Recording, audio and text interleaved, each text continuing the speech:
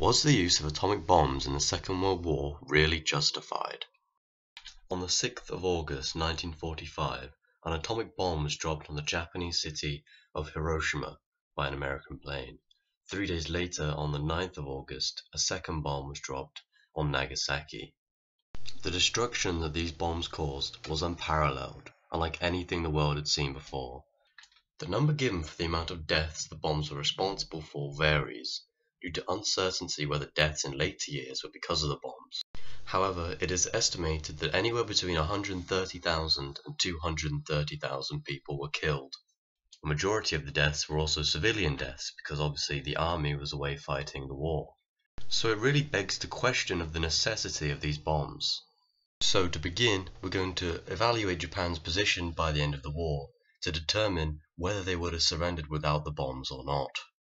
To put it simply, things are very bad.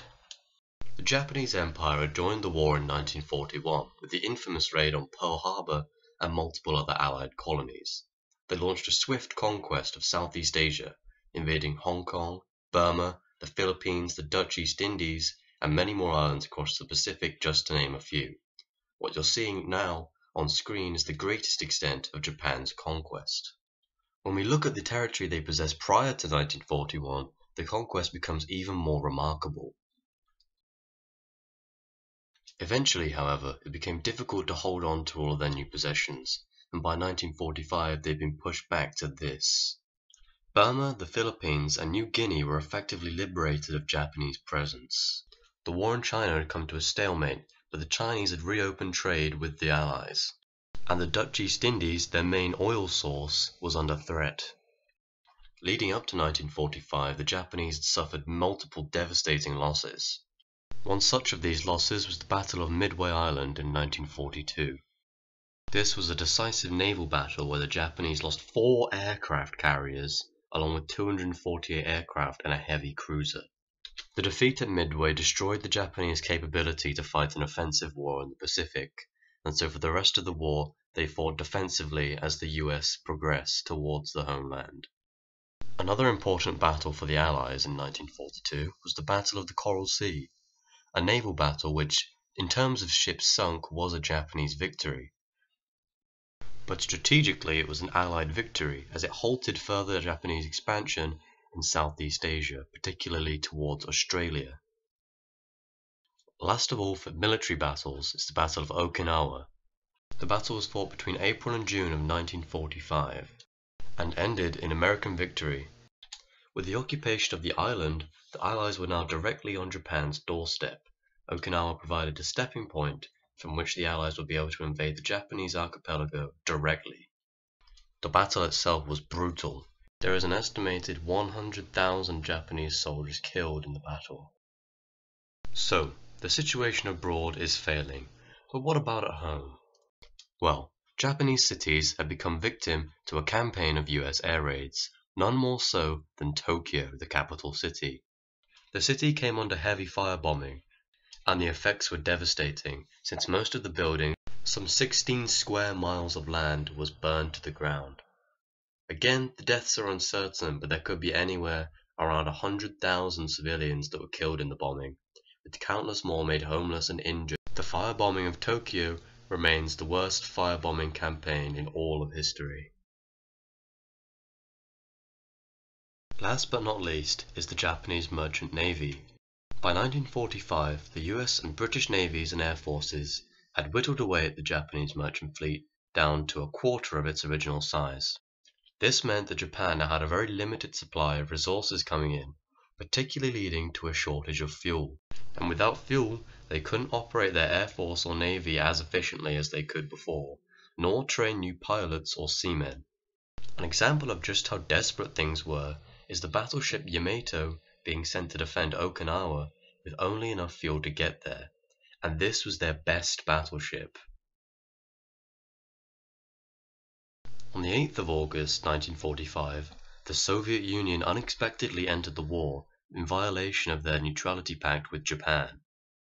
While it's true that the Soviet entry came after the dropping of the first bomb, it was already agreed upon by the Allies at the Yalta Conference that the Soviets would join the war against Japan. The Soviet entry only meant another front that the Japanese would have to fight on despite already being stretched. So, taking all of this into consideration, it must seem obvious that the nuclear bombs were not necessary to force a Japanese surrender. However, there is one key factor that we have not discussed yet. The Japanese people were incredibly loyal to their emperor. In Japanese society, surrender was seen as completely dishonorable, disgraceful, and humiliating, and the Allies were demanding complete unconditional surrender. It was seen as brave and honorable to die or commit suicide for the emperor, rather than be defeated in battle or captured by the enemy. Surrender was not an option. The most well-known example of this mentality is the kamikaze pilots, who would go on suicide missions in their planes, aiming directly at Allied ships in hopes of sinking them. Since the alternative to dropping the nuclear weapons was a direct invasion, it is likely that in the face of invasion, even the citizens would be vicious to their invaders. Another remarkable display of loyalty to the emperor was a man known as Teruo Nakamura, who simply refused to believe that Japan had lost the war and continued to fight until 1974, 29 years after Japan actually surrendered. Essentially, despite knowing that the war was going badly, they were adamant on continuing so that they may secure more favorable terms for surrender, such as keeping the emperor. So despite their poor position, it was apparent that the Japanese would not yet be willing to surrender. In fact, Japan was already making preparations to defend their homeland. They had an initial 3,000 kamikazes planned to destroy the Allied landing craft before they could deliver their troops.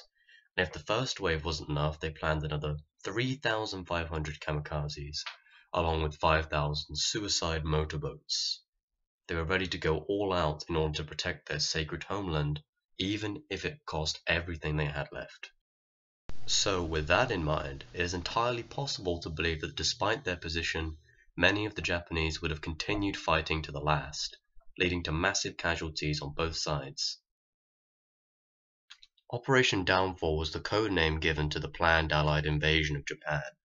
According to the Washington Post, the War Department's estimates for the American casualties went up to about 1.2 million. This completely leaves out Japanese casualties.